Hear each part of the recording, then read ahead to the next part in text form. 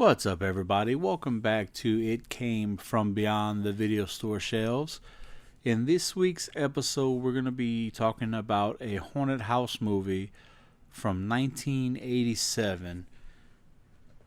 We're going to check out Scared Stiff. This particular copy I have here is a Republican Pictures release. And I do think that it has, pretty decent cover art. I think it would have stood out at the video store on the shelves. I do dig it.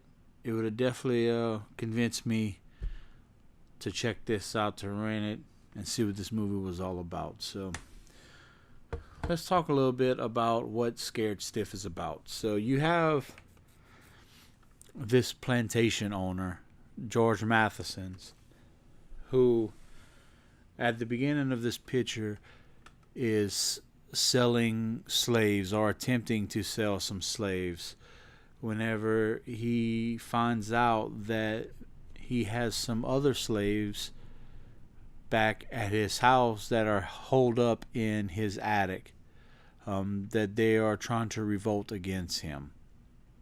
So he decides that he is going to, go home and take care of this problem.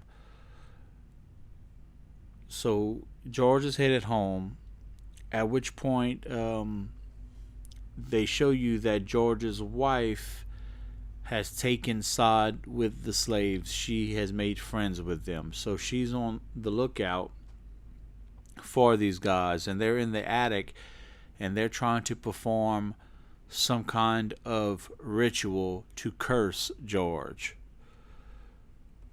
But George ends up finding out, and he shows up in the middle of them doing this ritual, and they never really say if the whole thing was completed or if they just completed half of it or whatever. But anyway,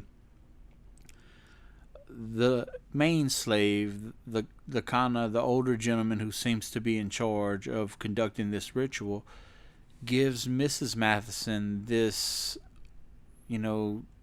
relic, this kind of artifact. That it's a little face mask that's, I guess, is made out of clay or something. And, they tell Miss Matheson that, hey, keep this. This will protect you, from your husband, from this demon that we just cursed your husband with. So, George shows up, he finds everybody in the attic, and he ends up shooting these slaves that are conducting this ritual up there. And then we fast forward back to modern day, which, is not modern day anymore. It would have been 1987. So they fast forward to 1987, and they introduce us to David, his girlfriend Kate, and her son. So Kate is a pop star who apparently somewhere, amongst her career, suffers from a mental breakdown and is admitted into this psychiatric hospital. And that's where she meets David. David was Kate's doctor.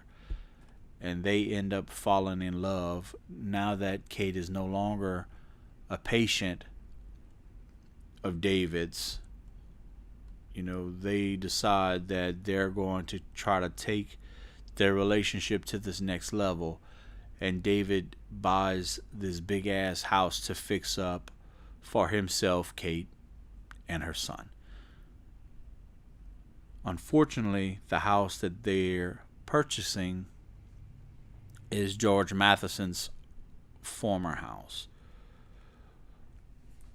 So David, they're trying to move in, and David's getting some work done around the house. And I'm not going to go into everything that kind of happens. I'll just give you kind of a quick summary of, what's going on, and then I'll tell you what I think about this movie. But anyway, David's getting some work done, and he has this painter that's working in this house. And the painter comes to Kate one day and says, "Hey, look, there's a bunch of pigeons trapped in your attic, which, by the way, are fucking magical pigeons for some reason. I don't know. We'll get into that later. But anyway, he tells Kate there's pigeons in this attic.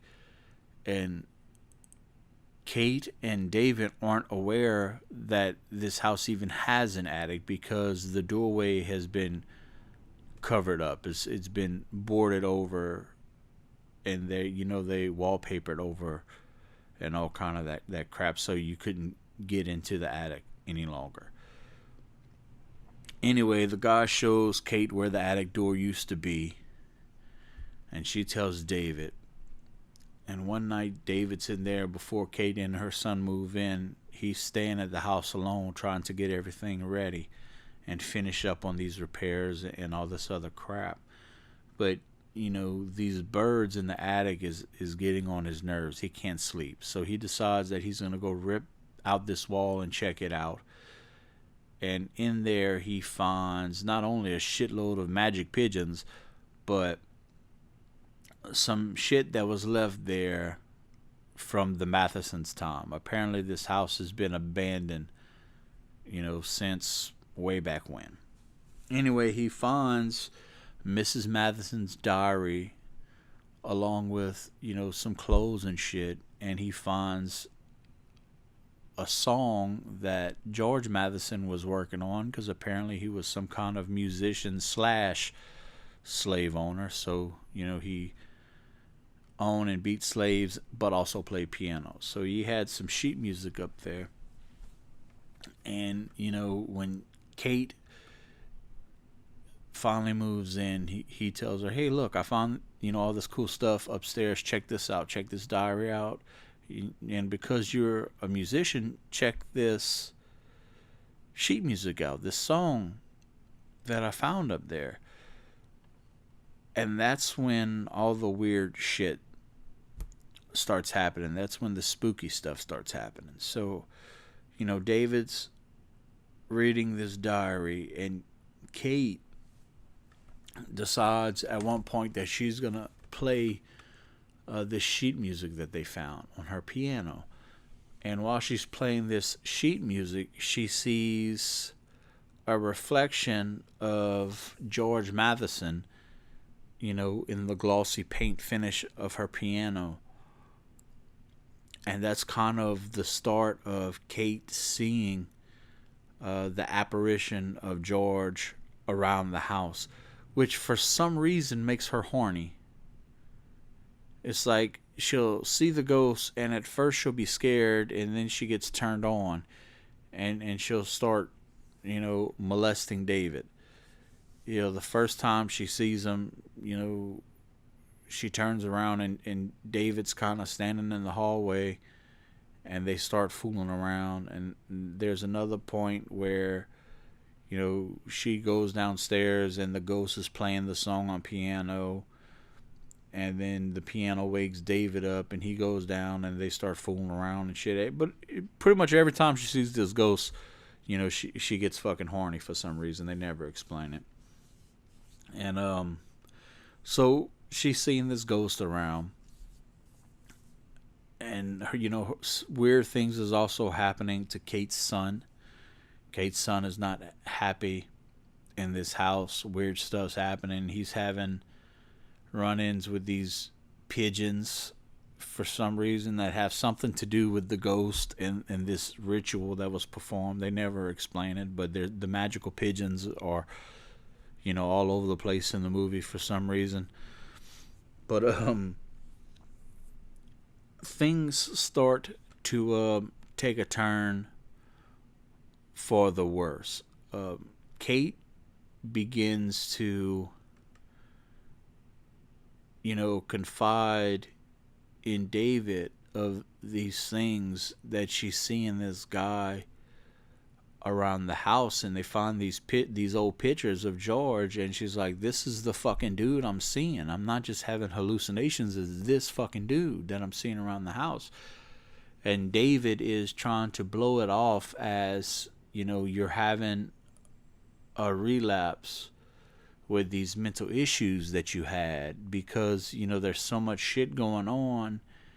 You're kind of digressing into your mental state, and he keeps trying to blame it on that. And they end up finding these dead bodies in the attic that was locked in this trunker box that Kate's son found a key to.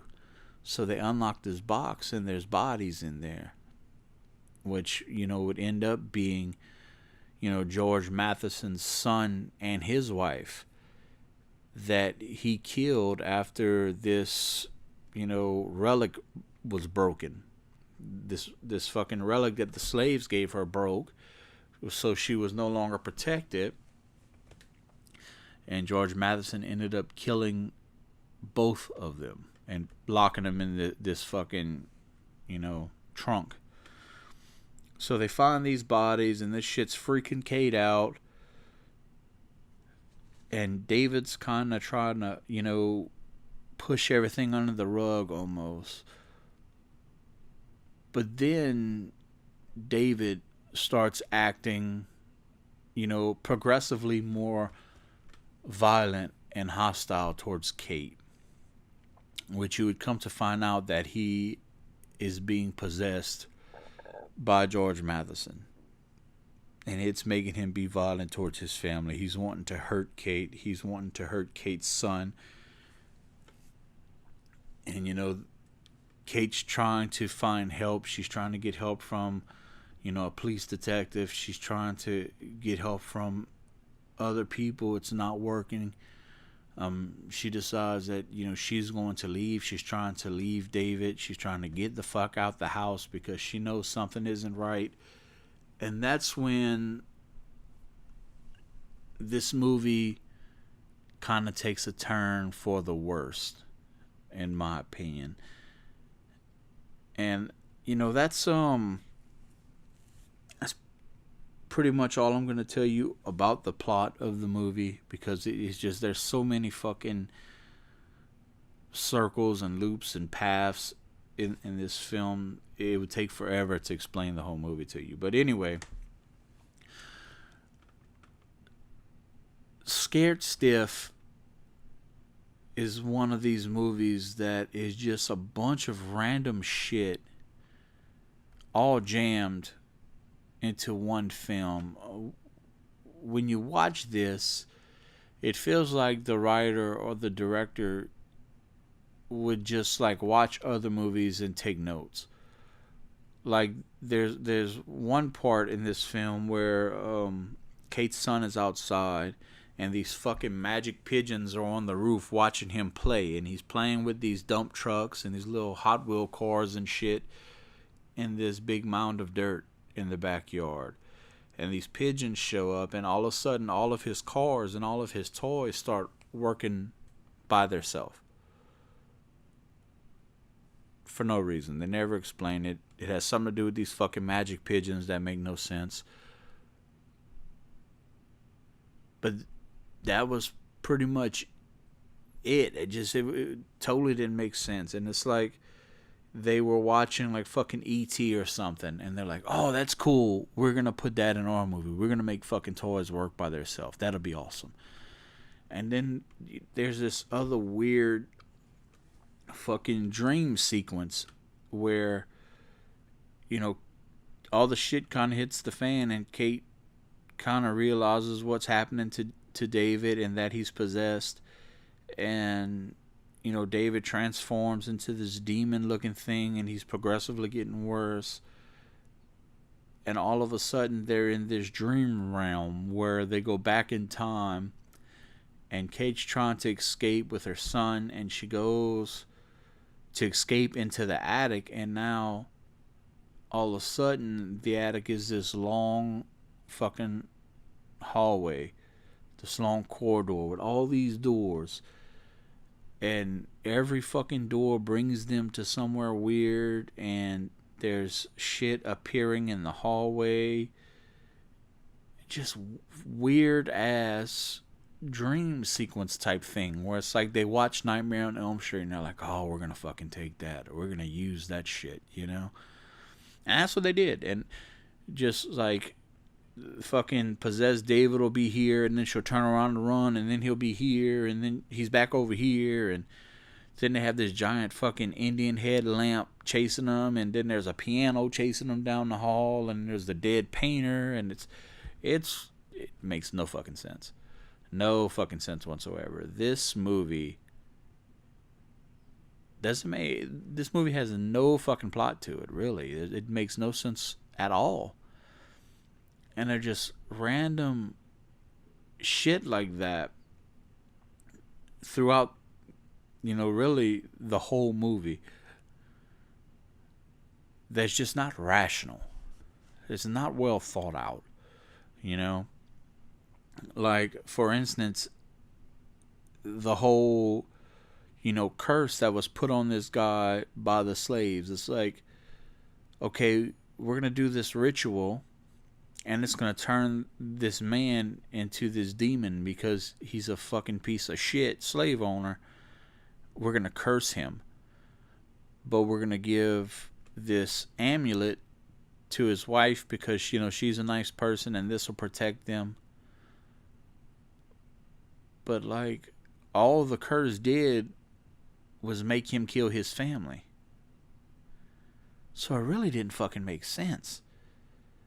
Because that's really the only thing that they showed what happened as a result of, Mr. Matheson being cursed.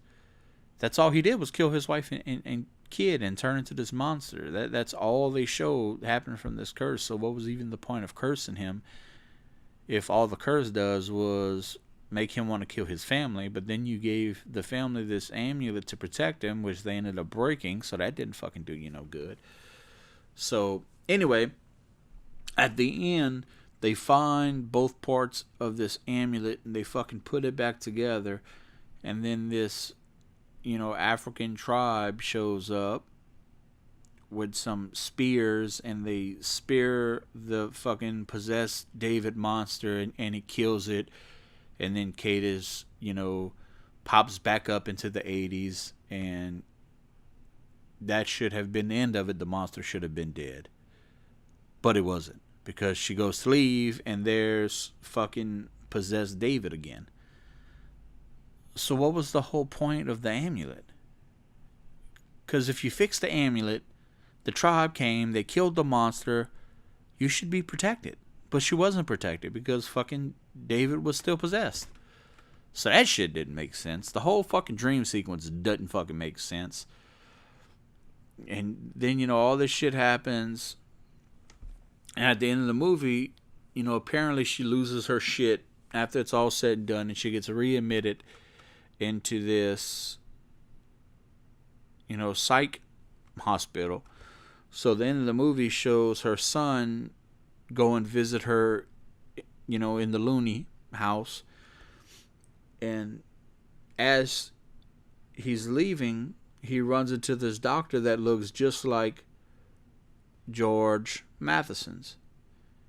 And as he closed the door, his name is George Matheson's the third. So apparently he's, a relative of the original George Matheson's.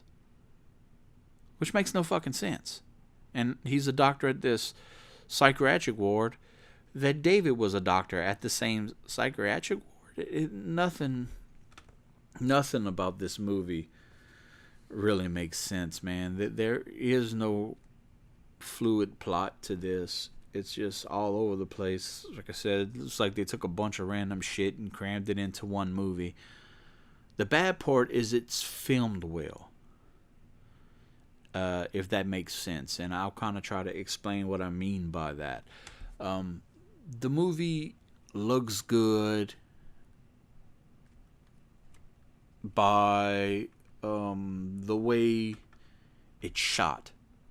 The acting's shitty. The script is definitely shitty. The story's shitty. The effects are kind of shitty. They're not great. Had a couple things that looked alright. Most of it looked like shit. Nothing was done well. But it looked well. You know? And that's kind of the saving grace for Scared Stiff, in my opinion. And that's why I'm going to give this movie a 2.5. Because although it was crap, the movie was not good by no stretch of the imagination. But it wasn't a pain to watch the movie. Like, it wasn't unwatchable. At no point while I was watching this movie was I like, man, I'm just going to fucking cut this off. I made it through the whole film.